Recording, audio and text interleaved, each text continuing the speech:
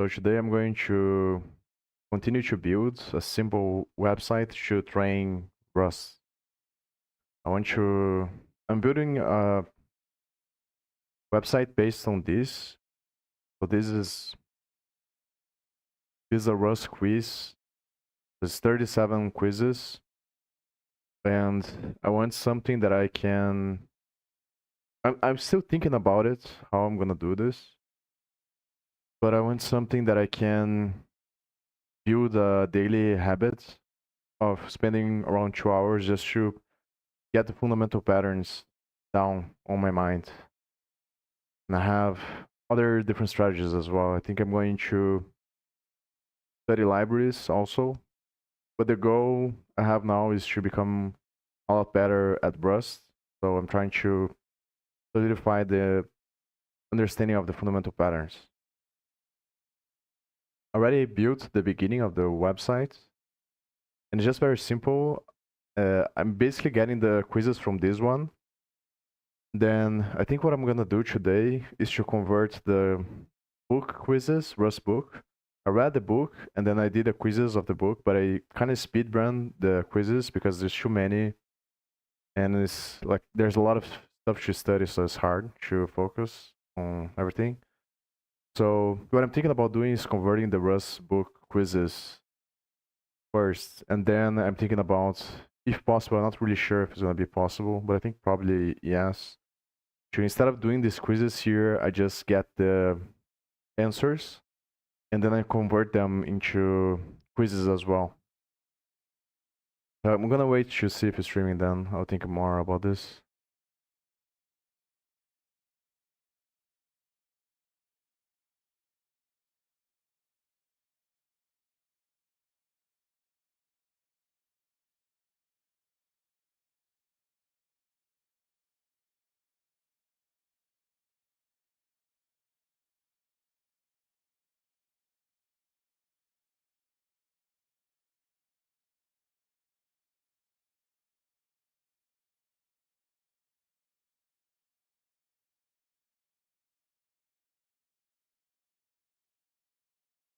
Yeah, yeah.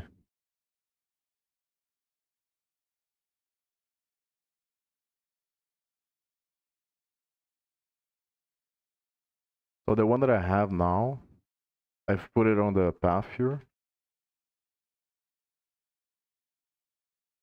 And I just had an agent do this.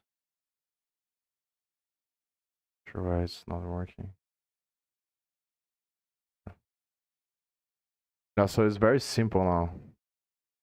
I think that probably the first two things should do.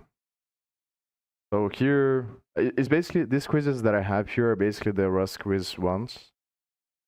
And then I'm implementing the progress tracker on SQL for the feedback of which ones I get it right, which ones I get it wrong. And then basically, yeah, so it's pretty simple. So type the answer, then check if it is correct or not. So let's think about this. The first thing that I want to do is to basically, the way that I put there on the environment variables is to create this script here, and then you put the path of the script into the system environment variables here and on the path, just somewhere here. So you put the path here to the folder, and then it allows you to call from the command line, and then it basically runs this thing here. And the cargo run serve is the thing that initializes the website. And obviously I'm not very familiar with Rust yet, so I'm not really sure how it works. But I think what happens here is that the serve is going to be the command line argument. Cargo run is just going to compile and then run the executable. So if you run with build, it's going to call this render build here. And then this is basically going to take the questions and the markdown files from this folder and then convert them into a JSON that is here. with all the questions and in I think questions and answers and the IDs. Like most of the stuff. So this render file I got from the Rust quiz, and the questions obviously I got from the Rust quiz as well. And then the other stuff I just had an agent doing. So, and this parses the Markdown files and parses the Rust files as well to put there. And what I'm planning on doing is just doing other subfolders here. The Rust book quizzes. Then I got the order from ChatGPT. Conversion order. So yeah, done.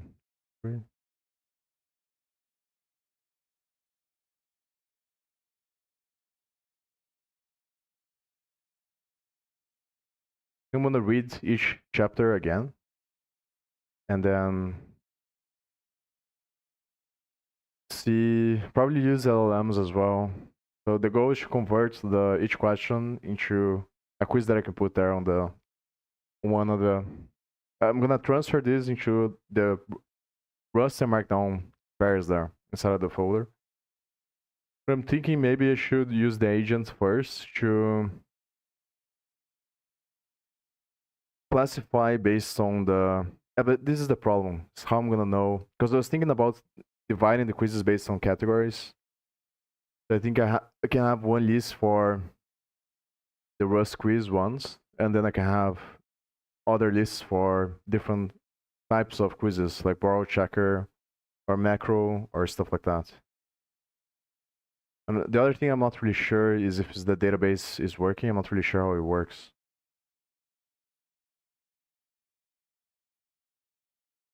I think it just gets the path from the environment variables using this thing here, prints the pool, and runs this command to update the database, I guess.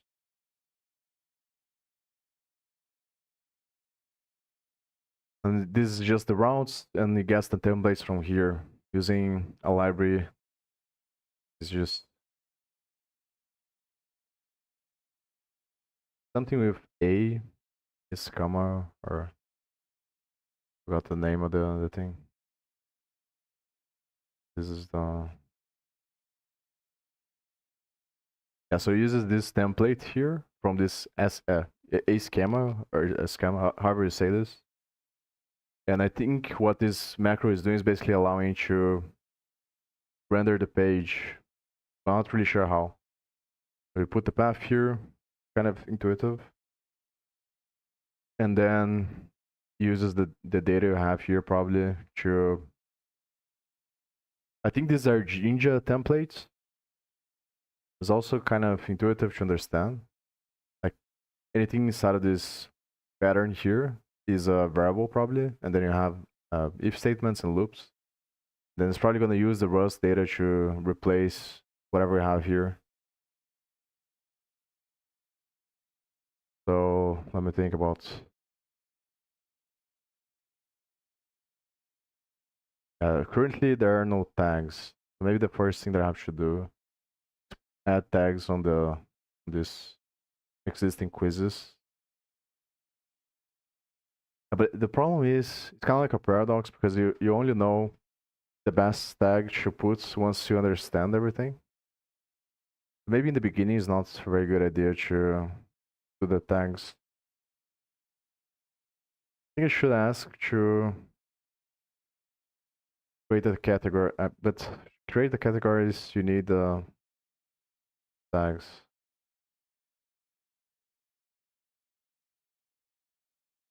So probably the best thing to do is just convert the quizzes from the book first. I'll think about this later. So one thing that I was also thinking about watching on the other thing here is a video from this guy here, where I was just watching a video from him where he talks about, and it makes a lot of sense that you should. Initially, I was thinking about creating closed quizzes, which are, for example, you copy this code here, but then you leave a blank space here instead, so you can type the expression. But this is not very good because it's the same problem I had with Anki. The issue is that you just do a bunch of repetitions, but you don't remember anything because your brain doesn't have the context of how the thing is used. So what I'm trying to think about instead is how to create something that forces me to build the thing from scratch based on the patterns that I learned here. So I think I'm just gonna read this and then start trying to convert each quiz.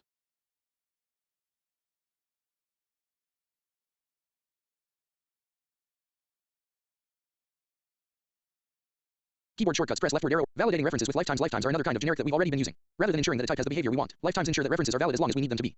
One detail we didn't discuss in the references and borrowing section in chapter 4 is that every reference in Rust has a lifetime, which is the scope for which that reference is valid. Most of the time, lifetimes are implicit and inferred, just like most of the time, types are inferred. We are only required to annotate types when multiple types are possible.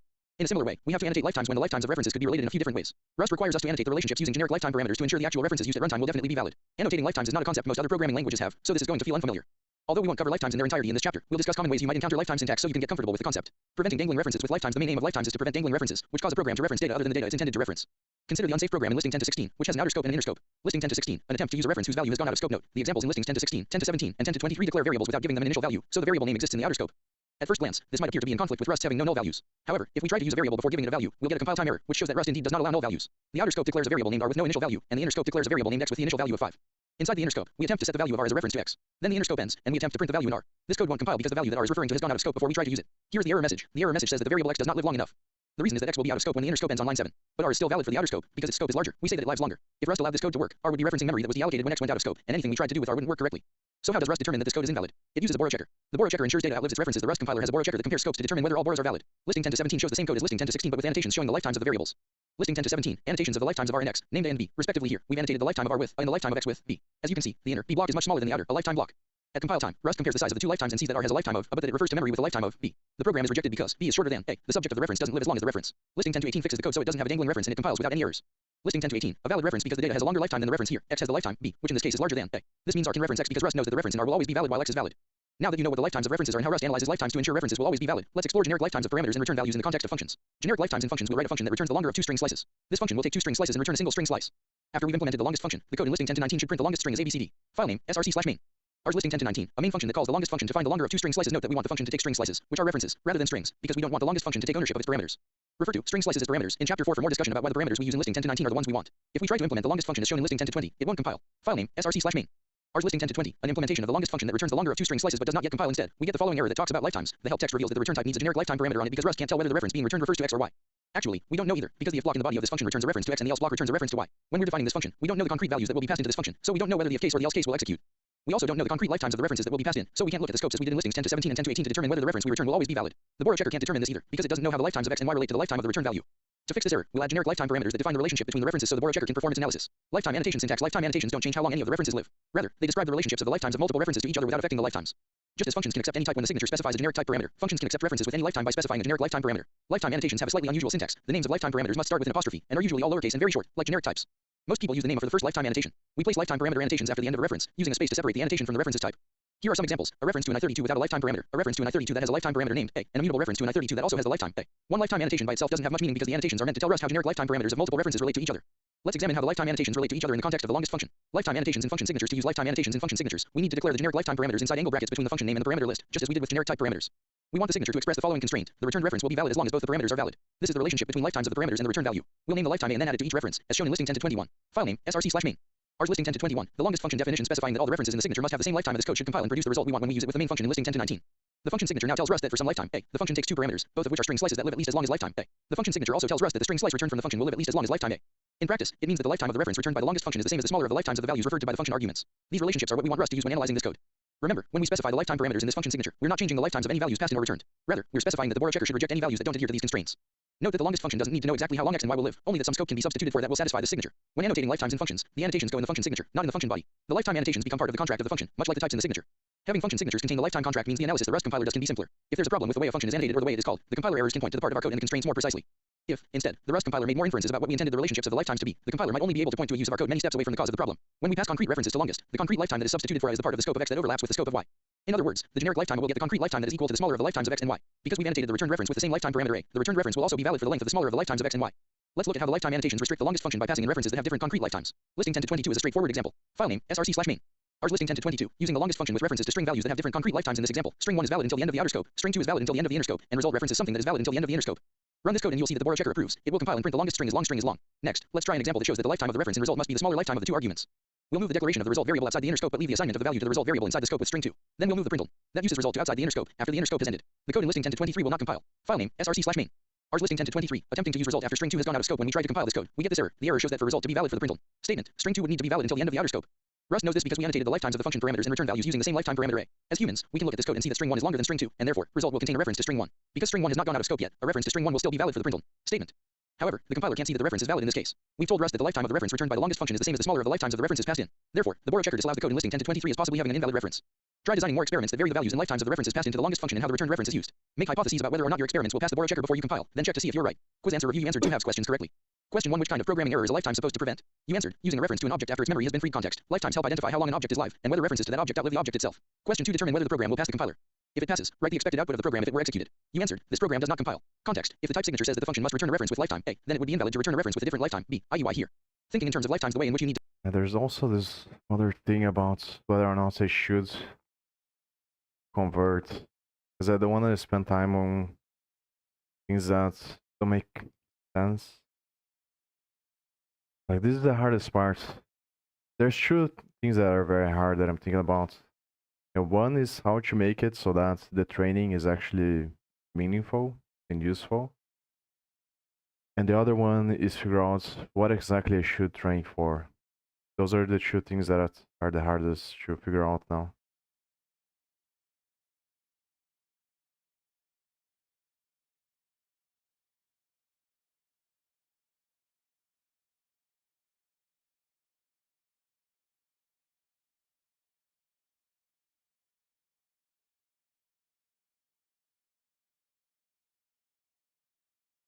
I think that this kind of feels obvious to me or intuitive.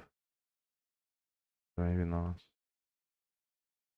It's basically saying that this is not gonna work because it's ambiguous. So since you have 2 variables in Rust, when you don't put anything, it's just a return statement. So here it's saying that it's gonna return y on the else thing. It's gonna return x on this condition. So you can't return a variable that has the b lifetime if it expects the a lifetime here. This is kind of obvious. I don't think I'm gonna put there.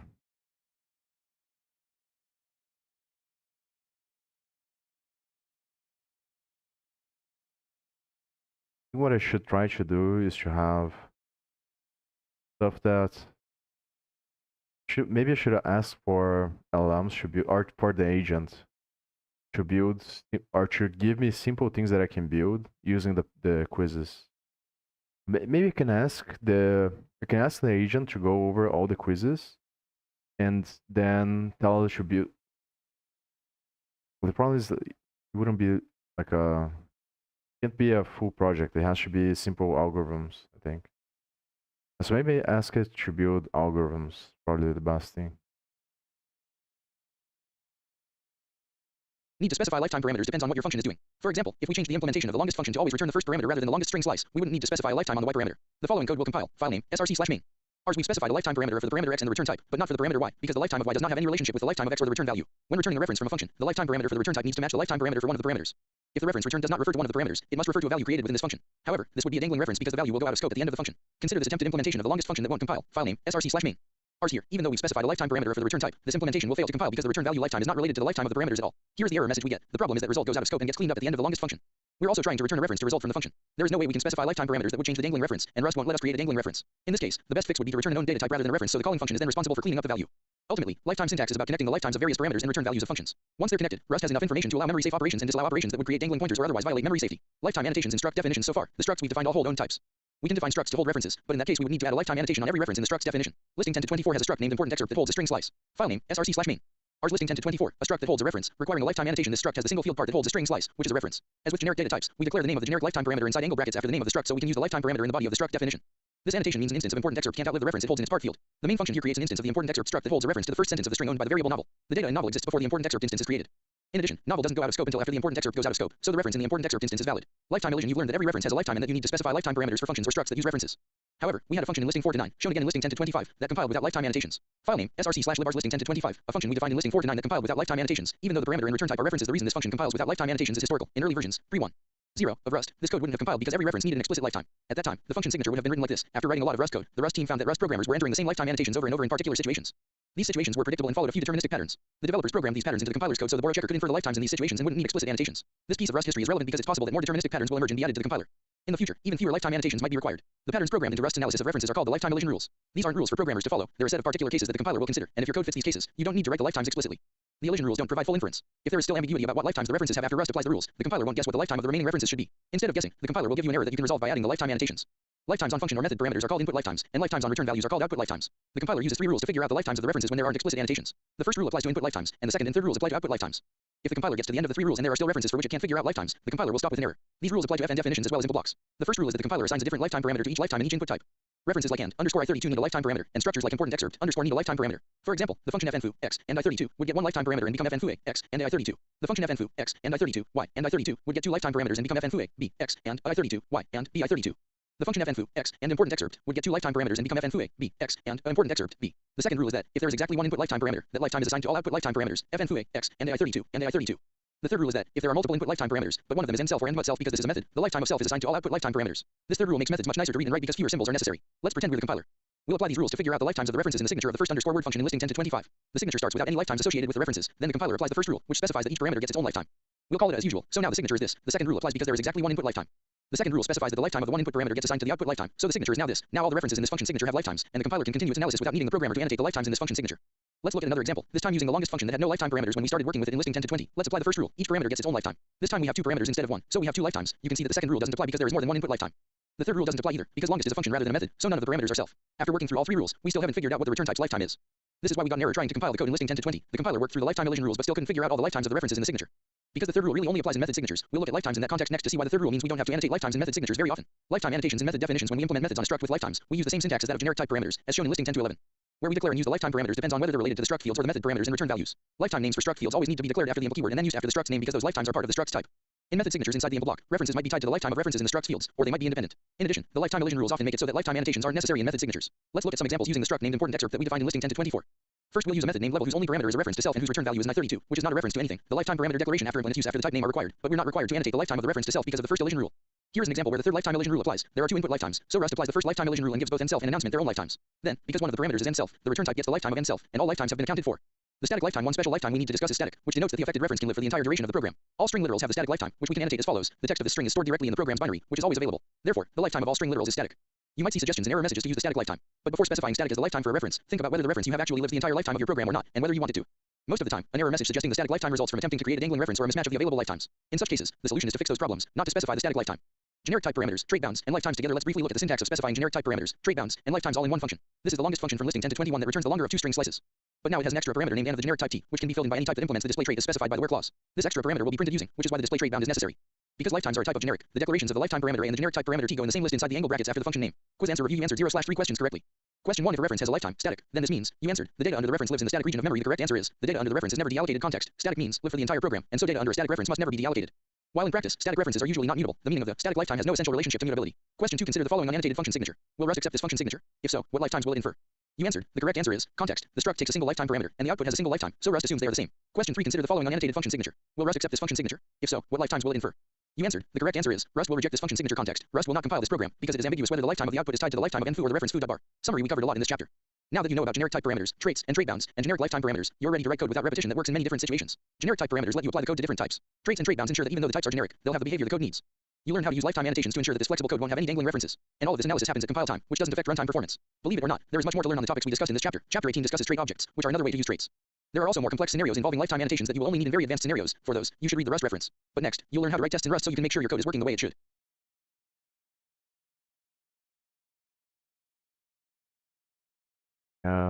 Honestly, kind of garbage recommendation. I think I asked ChatGPT for these ones. Asked to rank in order of importance. I do remember that there are some quizzes that were very confusing to understand. That it would be nice to. I think maybe I should do this later and then use the agent here now.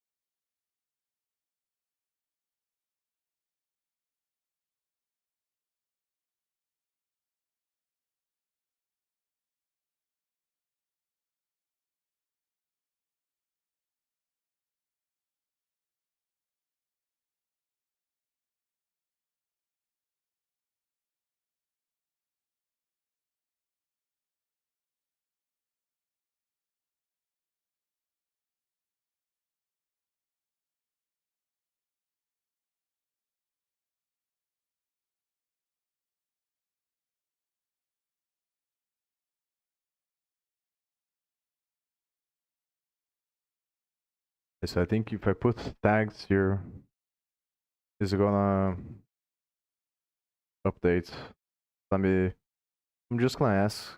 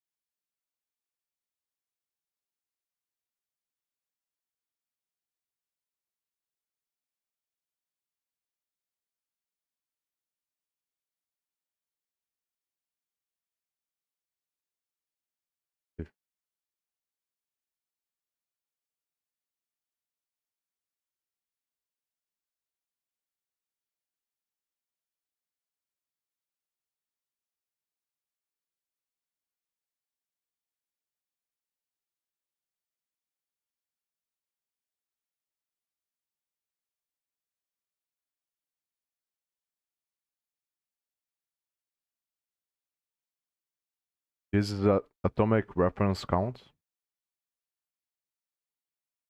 And I'm planning on going back and trying to convert micrograd again to Rust.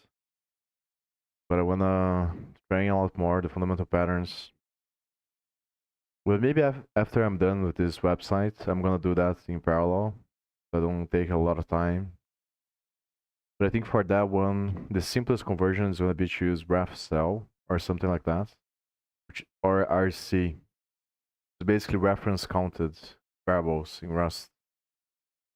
Because I think that Rust doesn't do garbage collection by default, so I have to implement. And these traits or these structs are what people use to have garbage collection. And this one is atomic because atomic is for when you have multiple threads, I think.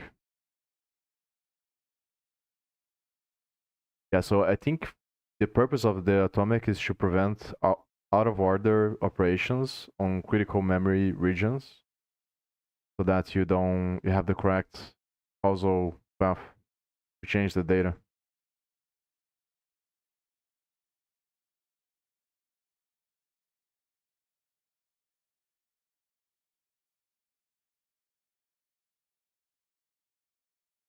So I'm basically I'm asking the agent to write the tags for me. Then maybe I'll change later after I do them a bunch of times.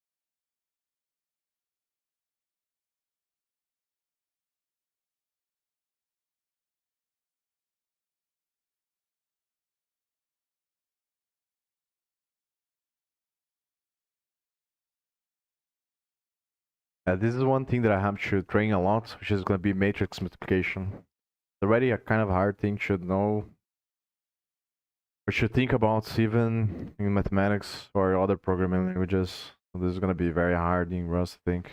So on top of that, this is the thing that the reason why I'm doing this is because when I was trying to convert micrograd, that's what I was thinking is that not only have to solve the problem, but you have to spend a lot of time thinking about what is going to happen in the memory and the garbage collection, the reference, and the reference thing. So it gets very complicated.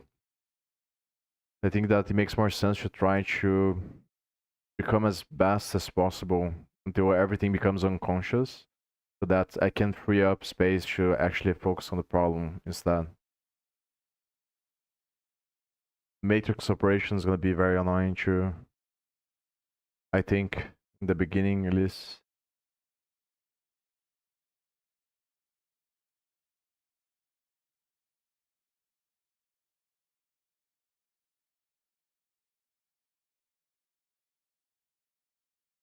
And this is the thing that I was asking as well, active training mode.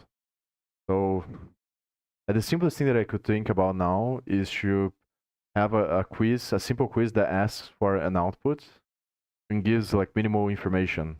Then you have to go into the IDE, implement, run the program, and then get the output to paste the response. Or something like this. Because what the guy on the YouTube channel that I show, what he was saying, and I agree with, like after I think about it, that when you write stuff, you don't learn anything at all. Usually, the way that I learn the most is whenever I have to think about like how I would implement this in practice. That's the part that is kind of hard, because obviously you don't want to do such a big project that it takes a huge amount of time, but you also don't want to just write to memorize everything. I'm trying to find like what is the best middle ground.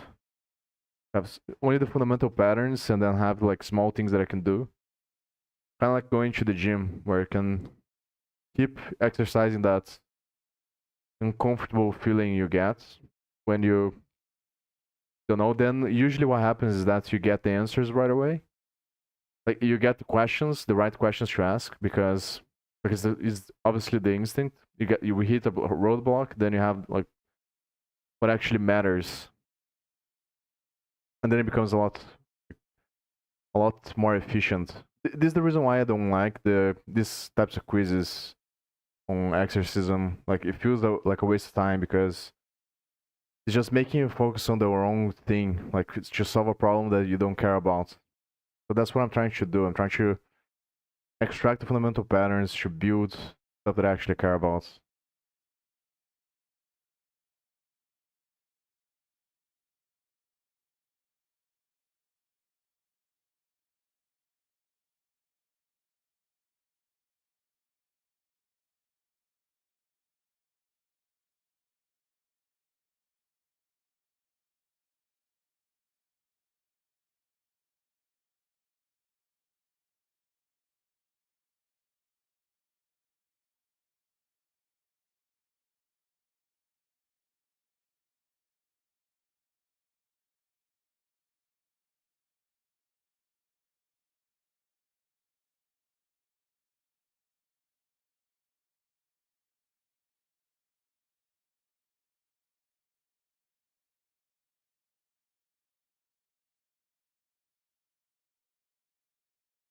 But the problem with this here, the saying forced derivation, every time you answer correctly, get asked, explain why this behaves this way in one sentence. You can't advance until you write a correct explanation. So the issue of this is obviously the parsing. So how are we gonna? Because the way that this is done here is, which is basically this file I copied from the Rust quiz, and then the agent did a couple of changes on the regex to make it work for this. Because I'm not using the same pattern that they are using there, but it's pretty similar. So this basically, it goes over the folder and then converts all the Markdown and Rust files into the JSON that I showed there. And so it's basically a static thing on the when you get to their website. So the issue here is like how would I validate the correct response? Like it would have to be exactly the same words, which is not very good. So that's the problem with this suggestion, I think.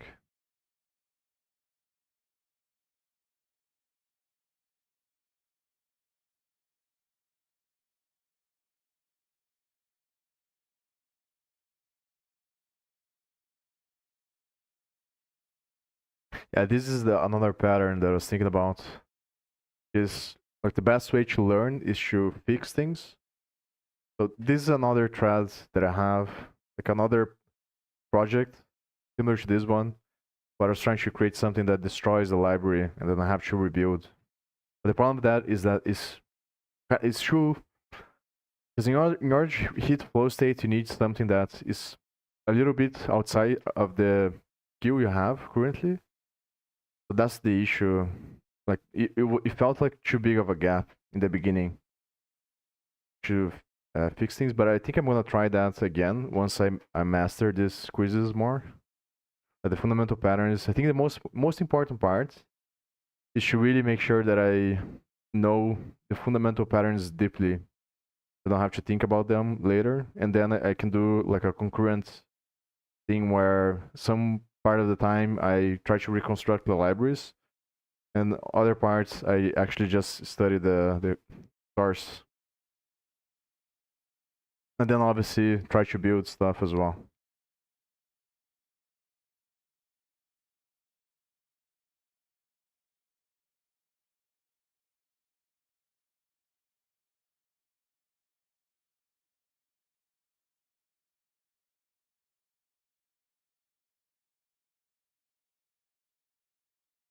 I think I'm just gonna toggle to implementation. Don't gonna put anything else.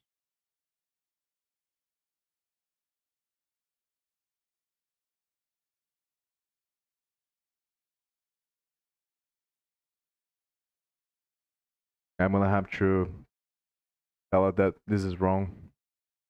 It's basically putting the tags on the JSON instead of the Markdown, which is obviously not the correct thing to do.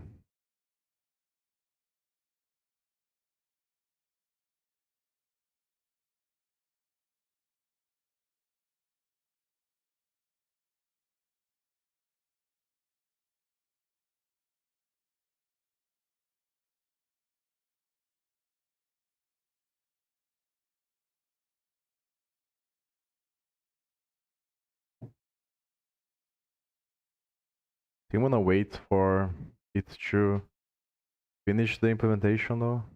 Then I just ask after it ends the task. Because maybe it's gonna put on the markdowns as well.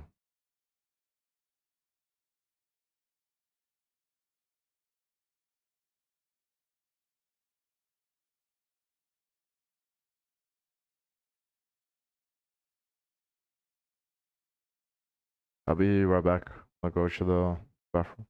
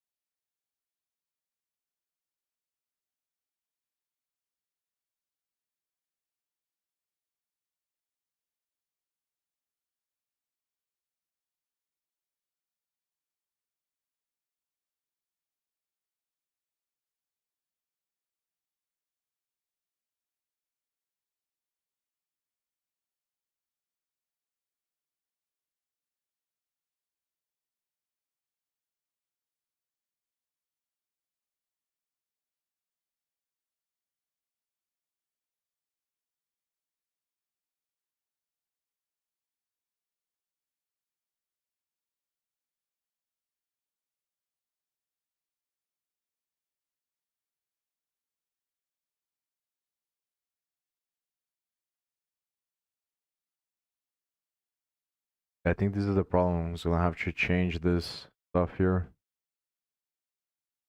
which is only matching this pattern. I have to see.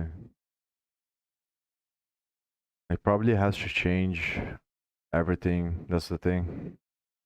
Has to read the whole.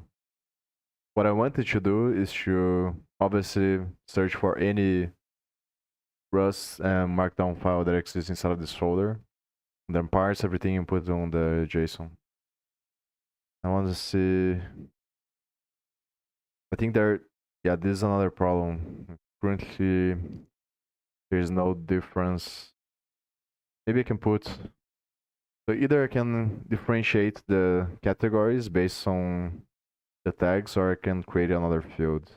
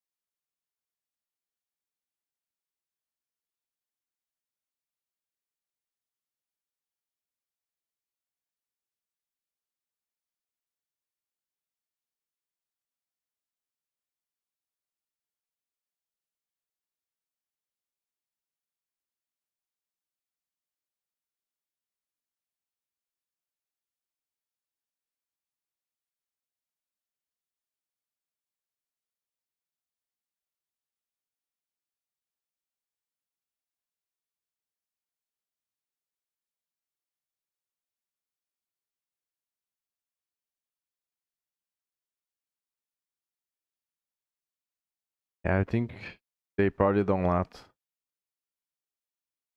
you see the answers, but maybe I can find on some repo somewhere.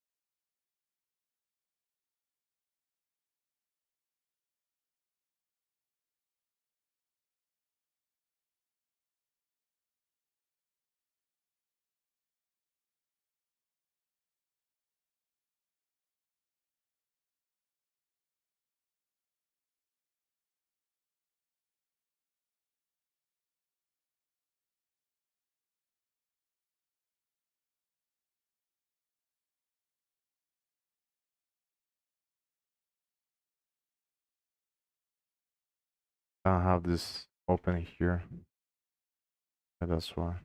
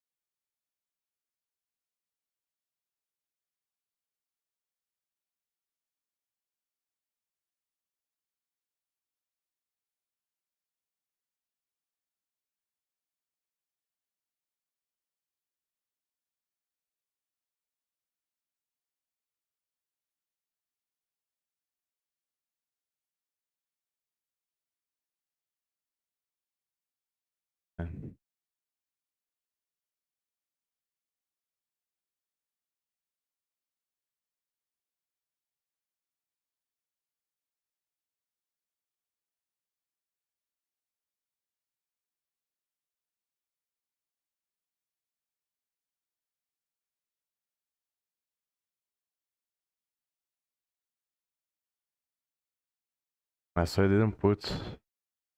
That one was the one that I placed here. I didn't put the. This is something that I noticed. I don't think that's probably a universal thing actually. The models default to the laziest option possible, like the easiest option possible.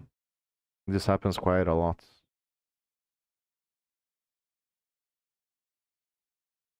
I think it didn't change anything. Yeah.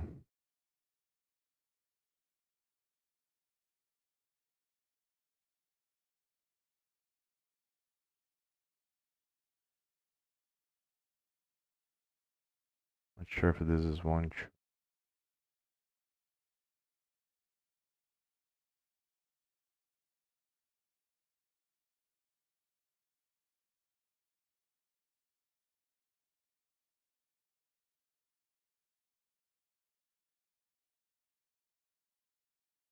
At least it's working with the existing ones.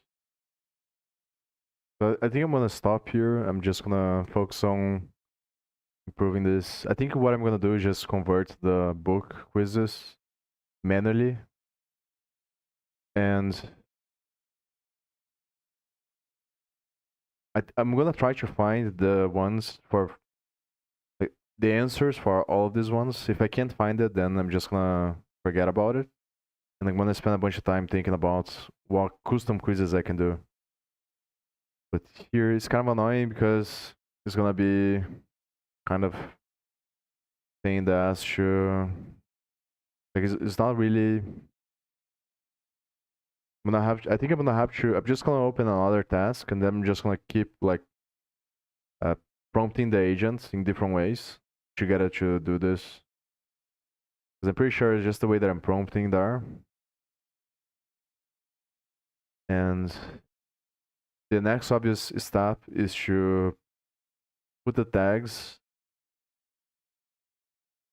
placed on the ones that it did. But it didn't place this. Or maybe actually if I run like this, and maybe this is what I have to do. Just see if it's gonna implement the quizzes. Because as far as I know, this is how you do it in Rust. Use this thing here. I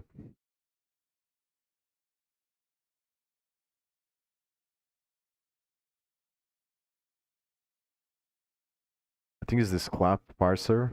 Yeah, so this comes from the macro here.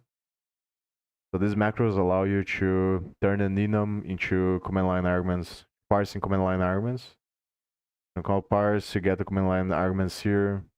Then depending on what you pass there after the run, it runs whatever branch you have, whatever branch you match here.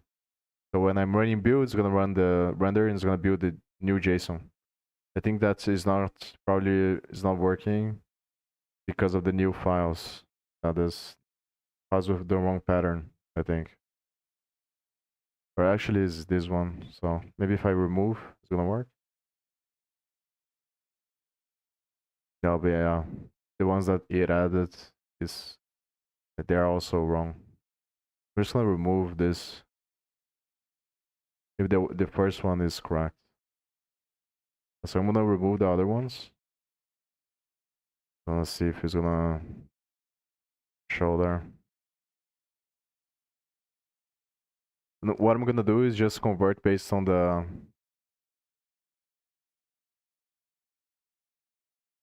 tags, I think. The tags in the category is gonna be the two ones. I'm gonna create on the homepage, I'm gonna do different sections for different styles of training.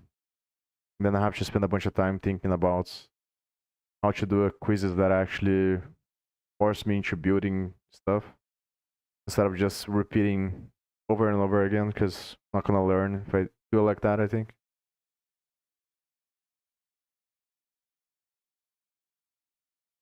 I was just failing because of the tags. It was gonna be annoying, I think, to make it work.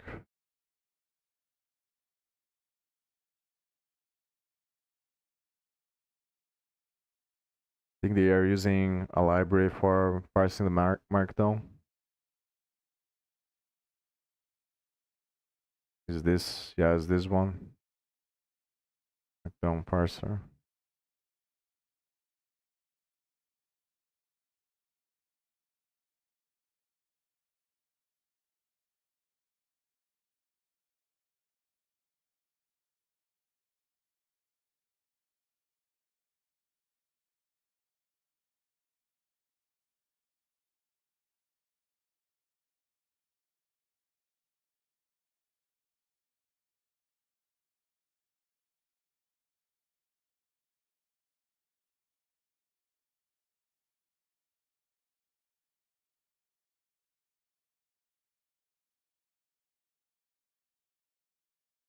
So it's probably the pattern that is wrong here.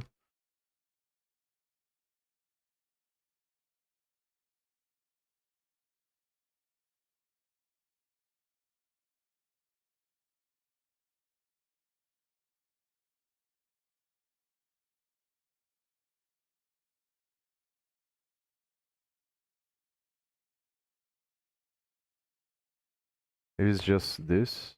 That should be uppercase. But then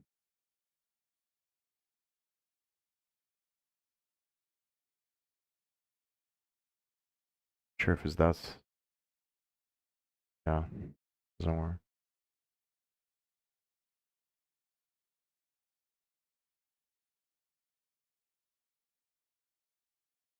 It's because it's before. This because it comes after the difficulty. It should be here.